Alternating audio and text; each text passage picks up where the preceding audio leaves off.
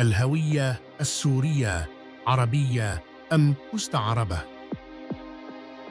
لا علاقة مطلقاً لاسم سوريا بالعرب والعروبة، ولا يوجد في معاجم اللغة العربية معنى لكلمة سوريا بهذه الصيغة الأصلية، ولا بالصيغة المعربة سوريا.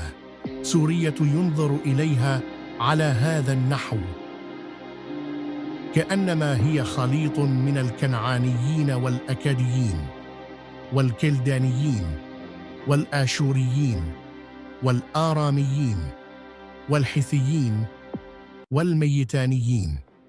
ديموغرافياً، سكان سوريا الأصلاء هم الحوري ميتاني أسلاف الكرد في الشمال، والأموريون في الوسط والجنوب، الفينيقيون على الساحل، ثم انضاف إليهم الآراميون والآشوريون، وجاليات يونانية ورومانية.